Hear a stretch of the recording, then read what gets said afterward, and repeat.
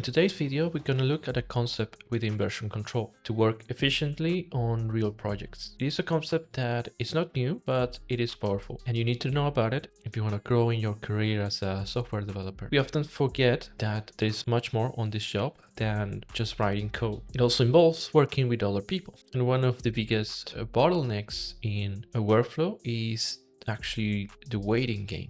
Waiting for code review before you can start the next piece of a feature. So today I want to cover a workflow called a stack pull request or a stack PR. I'm going to go over what it is, how you can do it, and a tool that will make it easier to use. Let's set the stage of what's actually the problem that is solving. So let's say you are assigned to work on a new feature, but as you break it down, you realize this feature is going to reach into your entire system. You may need to think about the data model, services, create new APIs, requires front-end changes. And before all of that, you may realize that you need to do a bit of refactor before you start. So what most people do is they just create a new feature branch and just start working on it, creating dozens of commits into this giant branch, and then create a pull request that is so large that your teammates may need a weekend retreat to actually review your code. So the core idea is to break large features into a series of tiny dependent pull requests, one on top of the other,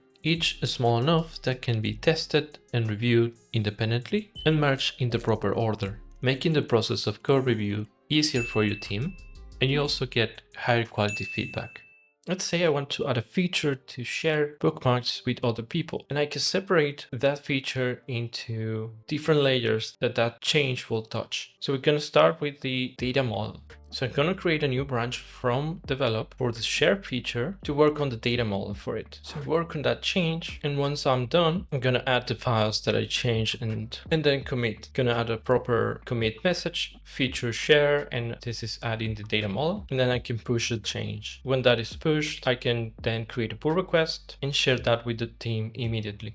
While that gets reviewed, I can start with the next set of changes, for example, the services. So I'll do the same thing. We'll create a new branch, this time for the services. I'll do the changes that I need and commit them. Services for the share feature. I'm gonna push that again. This time the pull request will be to the previous branch. It will be on top of share data model. Get that review and repeat. Create another branch starting from these shared services, make the changes, add them, create another commit with a proper commit message. Push, create the pull request again. That's pretty much the workflow.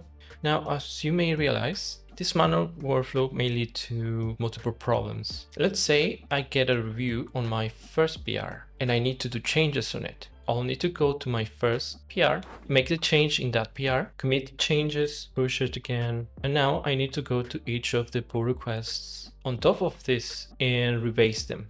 Go to the next share services, revise it, resolve any conflicts and push the updated branch, and repeat with every other branch on top of this. So you can see this is a tedious workflow. You are basically responsible for all of this. You need to do constant manual revising, need to resolve conflicts, you need to manually track all the dependencies. You will need to remember the ordering of the stack PRs. So that brings us to the Graphite CLI that will make all of this super simple. So the first thing that I will do is I will just install it, in this case using npm. Once I do that, I should have the GT command. You have a couple of options. You can use the CLI to manage stacking locally. If you want to create a managed GitHub pull request, you need to create an account in Graphite and authenticate with GitHub. With the free tier, you have a limited set of opened stacks, but you have access to the CLI functionality. So I can do the same thing.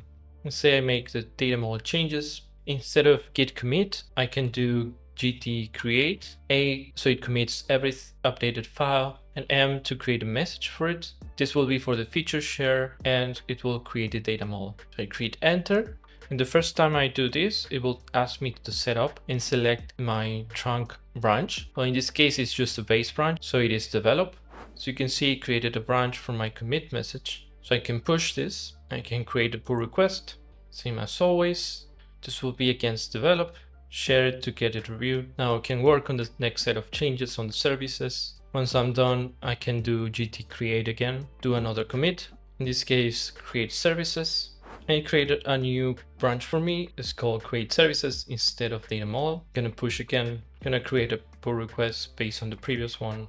Now I can work on the APIs, do GT create again with a proper commit message to create the APIs. It does the same thing again. It created this branch, create APIs for me. So I can push again, go to GitHub, create a pull request on top of services. Let's say I get feedback. Now I can do GT checkout. I got feedback on the data model, so I'll go there.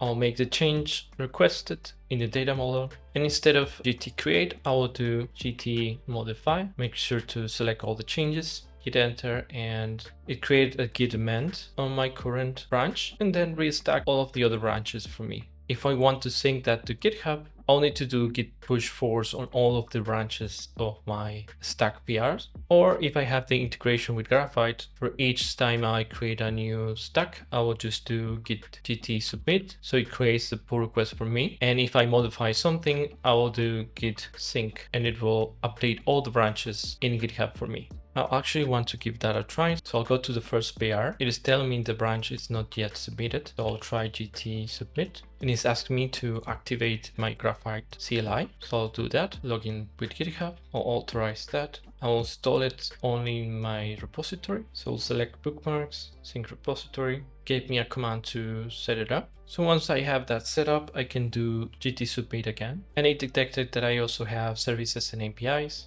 So yes, I would like to submit that, pushing all the branches, and actually it took me to the Graphite UI where I can see I have the base branch developed. I have data model, services, and API as stacked PRs, and that is pretty much the workflow. You need to treat each of those PRs as if they are independent and get your PR review as soon as it is submitted. If you are tagged as a reviewer, try to review as soon as you can. Always start from the bottom. And to work with stack PRs, you need to try to separate the stack PRs logically. Each PR should be easy to understand and review independently. There's a good resource for best practices and ideas how to split the changes. I'll link those below. And that is the stack PRs. Let me know what you think. Would you use this on your team? Or do you think it's too complicated? Let me know in the comments. Thanks for watching.